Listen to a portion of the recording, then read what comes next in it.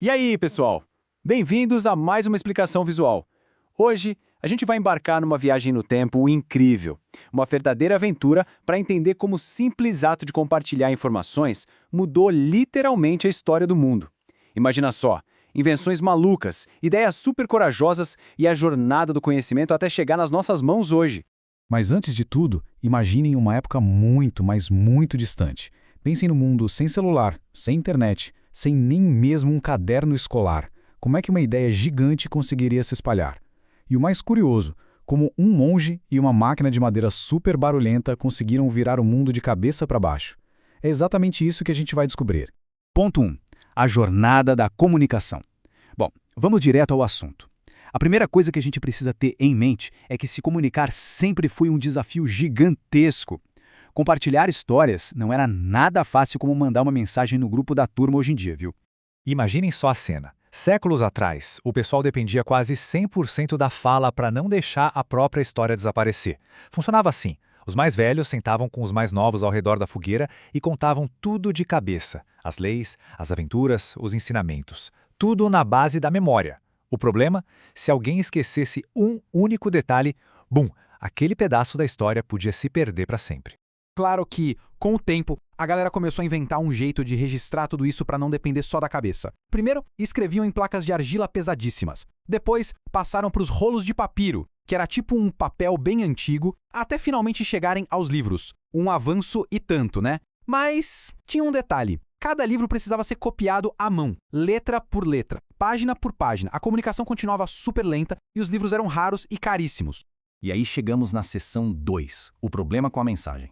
Porque, pensem comigo, quando a informação é lenta e passa por centenas de mãos ao longo dos séculos, a gente esbarra num obstáculo enorme. Todo mundo aqui já brincou de telefone sem fio, né? Aquela brincadeira que você sussurra uma frase e lá no final da roda ela chega totalmente maluca e diferente. Pois é, foi quase isso que aconteceu na vida real. Como pouquíssima gente sabia ler, os ensinamentos antigos foram sendo distorcidos aos pouquinhos. A igreja da época acabou se distanciando bastante das verdades originais escritas na Bíblia. A mensagem lá do final da roda já não tinha quase nada a ver com a primeira. Seção 3. A coragem de Martinho Lutero. É aqui que entra o nosso grande protagonista. Alguém que percebeu que essa mensagem do telefone sem fio estava bem estranha e decidiu que precisava fazer alguma coisa a respeito. Mas antes, o que é um monge afinal? Basicamente é um homem que dedica a vida todinha à oração e ao estudo profundo dos textos sagrados, morando num mosteiro. E o nome desse monge era Martinho Lutero. Como ele passava o dia inteiro lendo os textos originais, ele sacou na hora a diferença gigante entre o que estava no papel e o que a igreja andava ensinando para o povo. Então, no ano de 1517, ele tomou uma atitude super ousada.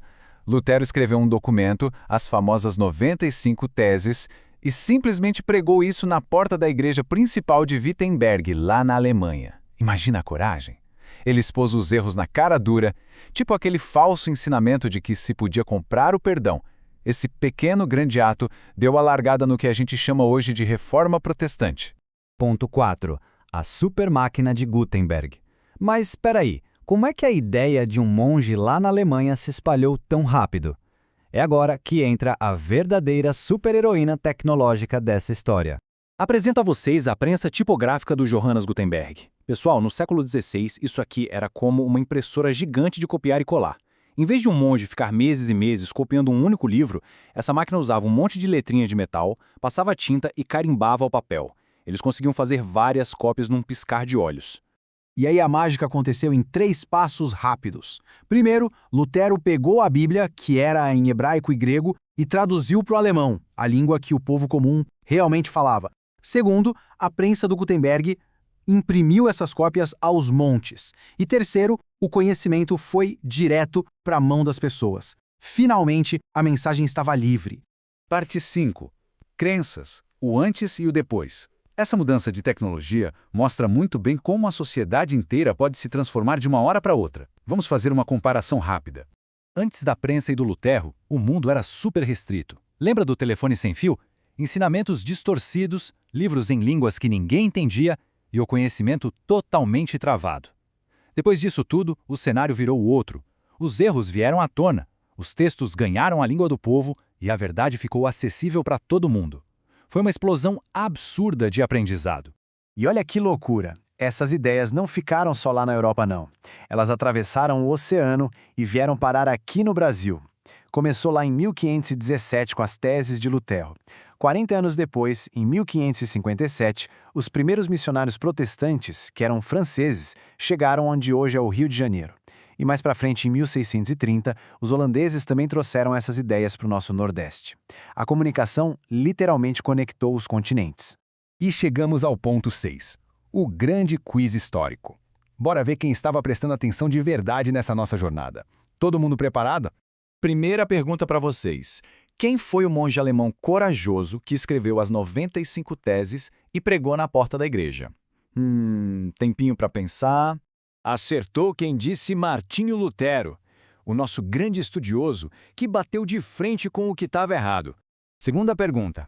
Qual foi o superpoder incrível que a prensa de Gutenberg deu para os escritores da época?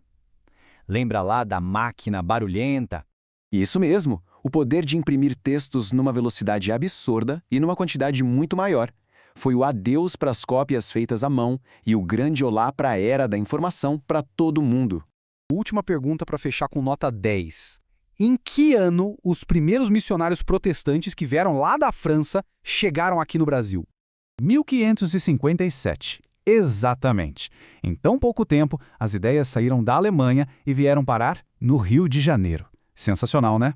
Para amarrar tudo isso, pensem na famosa Bíblia de Gutenberg, um dos livros mais importantes já impressos com aquela máquina revolucionária. Ela não é só um livro antigo, ela é literalmente o símbolo de uma revolução. A Reforma Protestante provou que quando a comunicação funciona de verdade e o conhecimento chega em todo mundo, a humanidade inteira dá um passo gigante para frente. E a gente encerra por aqui, mas eu quero deixar algo para vocês pensarem. Se uma máquina de madeira com letrinhas de metal no século XVI mudou o mundo desse jeito, como será que as tecnologias de hoje, os vídeos, as redes sociais e a inteligência artificial vão mudar as ideias de amanhã? Fica aí a reflexão. Continuem super curiosos, continuem aprendendo e até a próxima explicação visual.